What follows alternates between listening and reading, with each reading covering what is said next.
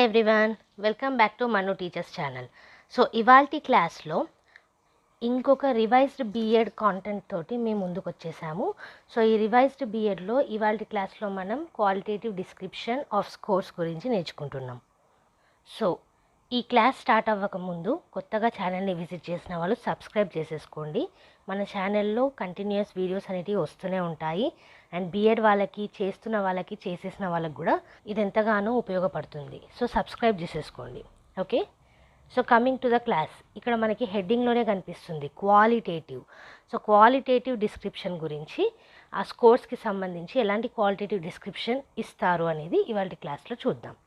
Okay, మనకు already తెలుసు quantitative scores అనేటివి ఉంటాయి, అంటే మార్క్స్ అనేటివి ఇస్తారు. మరి దానికి క్వాలిటేటివ్ డిస్క్రిప్షన్స్ ఏంటో చూద్దాం.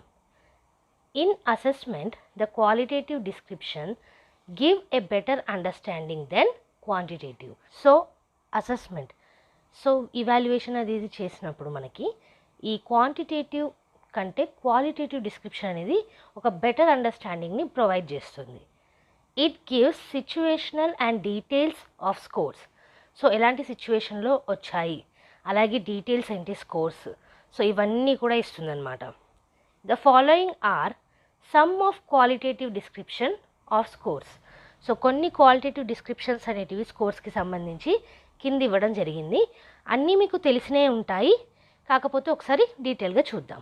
ఓకే, సో అందులో ఫస్ట్ మీరు చూసుకున్నట్టయితే ఎక్స్ట్రాడినరీ లేదా ఎక్సలెంట్. సో వీళ్ళు హయ్యర్ స్కోర్లో ఉన్నవాళ్ళు అనమాట.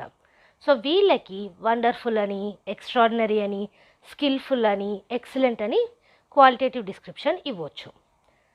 సెకండ్లో చూసుకున్నట్టయితే హయ్యర్ దెన్ యావరేజ్.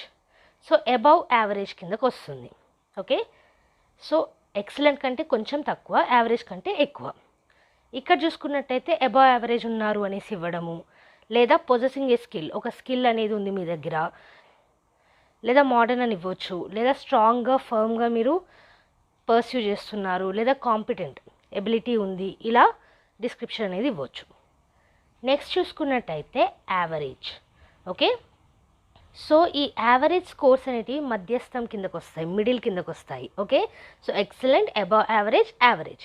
యావరేజ్లో మనం డిస్క్రిప్షన్ లాగా క్వాలిటేటివ్ డిస్క్రిప్షన్ సాటిస్ఫైడ్ అని ఇవ్వచ్చు.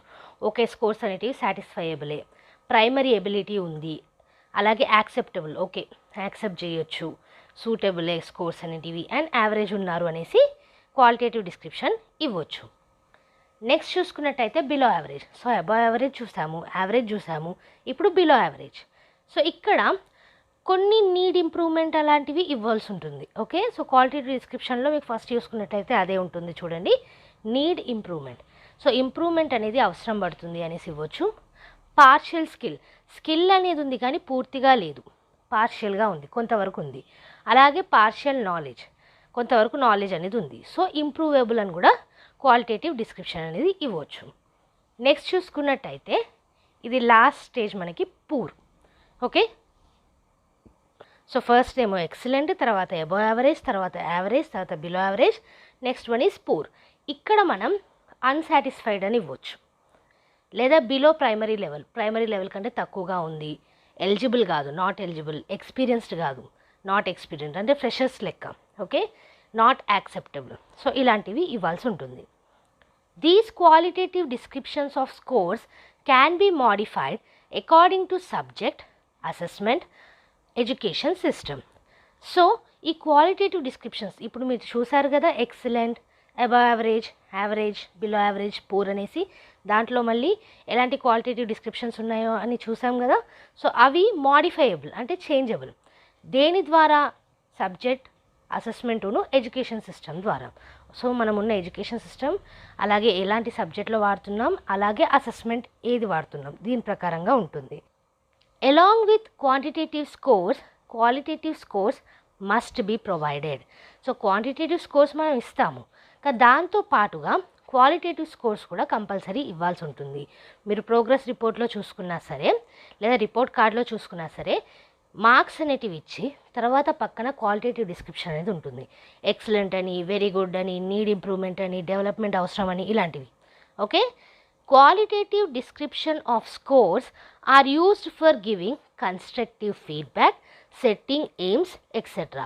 సో ఈ క్వాలిటేటివ్ డిస్క్రిప్షన్ అనేది ఎందుకు అవసరం పడుతుంది అని అంటే పిల్లలకి ఒక కన్స్ట్రక్టివ్ ఫీడ్బ్యాక్, పాజిటివ్ ఫీడ్బ్యాక్ ఇవ్వడము, వాళ్ళ ఇంప్రూవ్మెంట్కి ఒక కన్స్ట్రక్టివ్ ఫీడ్బ్యాక్ అనేది ఇవ్వడము దానికోసం, అలాగే కొన్ని ఎయిమ్స్ని సెట్ చేయడంలో కూడా యూజ్ అవుతుంది. Okay, so keep going, keep the good work ఇలాంటివి కూడా ఇస్తూ ఉంటారు క్వాలిటేటివ్ డిస్క్రిప్షన్స్లో. సో ఇది ఇవాళ టాపిక్లో క్వాలిటేటివ్ డిస్క్రిప్షన్ ఆఫ్ స్కోర్స్ గురించి చూసాము. ఇది ఒక చిన్న టాపికే అండి. మీకు సింపుల్గా దీని గురించి అర్థం చేసుకోవాలంటే ప్రోగ్రెస్ రిపోర్ట్ అని, రిపోర్ట్ కార్డ్ అని చూస్తే ఈజీగా అర్థమైపోతుంది. మనకి మార్క్స్తో పాటుగా ఈ క్వాలిటేటివ్ డిస్క్రిప్షన్స్ కూడా ఇవ్వాల్సి ఉంటుంది. అందులోనే కేటగిరీస్ అనేటివి ఉన్నాయి. ఎక్కువగా మార్కులు తెచ్చుకునే వాళ్ళకి ఎక్సలెంట్, ఎక్స్ట్రాడినరీ అనేసి ఇస్తాము. కొంచెం తక్కువ తెచ్చుకున్న వాళ్ళకి అబవ్ యావరేజ్, మిడిల్లో తెచ్చుకున్న వాళ్ళకి యావరేజ్ అని ఇస్తాము. దానికంటే తక్కువ తెచ్చుకున్న వాళ్ళకి బిలో యావరేజ్, ఇంకా మనం అండర్లైన్లో ఉంటే పూర్ అనేసి ఇస్తాం. ఓకే, సో ఈ పూర్ ఉన్న వాళ్ళు, బిలో యావరేజ్ ఉన్న వాళ్ళు, యావరేజ్ ఉన్న వాళ్ళు వాళ్ళకి ఇంప్రూవ్మెంట్ని కొనసాగిస్తాం.